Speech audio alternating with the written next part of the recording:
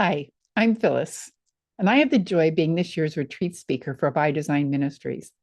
I count it a privilege to open God's Word for us on this 24-hour retreat together.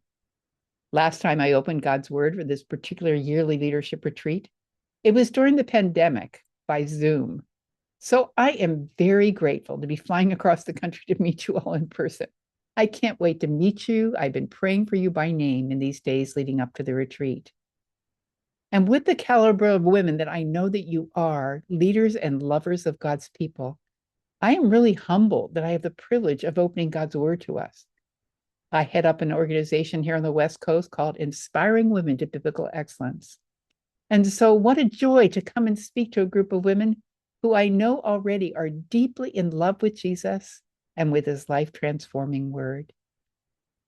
Now, the topic I've chosen for this, our messages for this weekend, is chosen for his glory.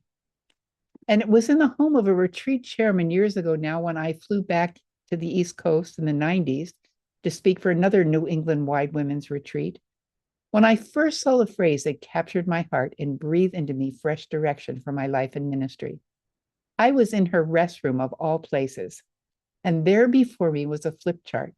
And the page for that day that God chose just for me read as follows: Leadership is deciding once and for all who gets the glory, you or God. And it hit my heart like a lightning bolt. I only needed to make that decision once. I had made a once and for all decision to give my life to Jesus. And when I was 13, and 13 years later, my second once and for life decision was to marry my beloved husband, Dave. But I felt the Lord saying to me that this decision needed to be just as life altering. Never again would I waver. Never again would I snatch his glory for myself. And there that very day, I committed myself to discover and live out what does it mean to live only for his glory, no matter how small the assignment, nor how big.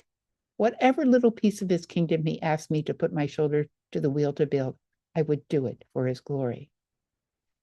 So that's our goal for the weekend. With each of our three messages, we'll be jumping into the shoes of the women from the book of Acts. I love these women, and I hope you're going to fall in love with them too, and allow their unfolding stories to transform your own. Friday night, we'll begin with Lydia in Acts 16, a woman of mystery and intrigue, I like to call her, as her life will challenge us to be women not just reading the word, but actually living it out in our lives. Saturday morning, we'll dive into the prayers of the Apostle Paul and allow his prayer life to transform our own, as we'll then take a side trip to meet the prayer-warring female intercessors in the book of Acts. So Friday night and Saturday morning, we're going to be focused on what nourishes us, the word and prayer, simply stated here, but much more fully embellished during our time together in the weekend. And then Saturday afternoon, we'll switch from nourish to flourish. How can we, as a result of being nourished, begin to flourish for the sake of God's kingdom? And our role models would be Dorcas and Priscilla. And by the end of the retreat, you'll have all the tools you need to write your own purpose statement for how God can use you and your own spiritual gifts for his glory and the upbuilding of his kingdom. And then I'll send you home with tools equipping you to go home to help your own women write their own purpose statements as well. Well, how can you prepare yourself?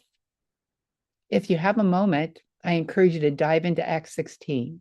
I think it will start whetting your appetite to learn from Lydia's life. And if you have even more time, read through the book of Acts to find other women in the life of the early church and let them begin to warm your heart for our weekend together. The weekend will be structured so that you'll be in small groups after each message, the same small group, allowing us to leave the weekend bonded to the same group of women who have been on this spiritual journey with us. Other highlights of the weekend will be our delicious meals together, lots of time with friends in the hotel and at the conference, times of worship led by 4 gifted New England worship leaders I can't wait to meet, and times of quiet listening to what the Lord has to say to each one of us during these trying days in our world today.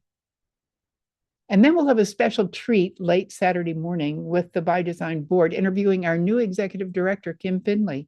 She is a remarkably gifted woman that brings to us extensive ministry experience to children. She's ministered to children, to women, and to adults.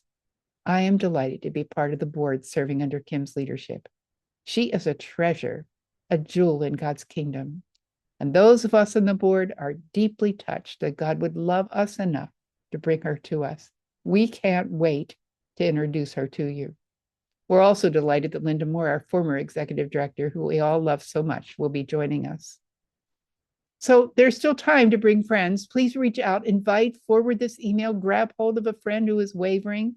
Or if you're receiving this email, my friend, and you are wavering, even if you've never been on a By Design event before, don't miss this golden opportunity to discover with all of us why you too have been chosen for his glory.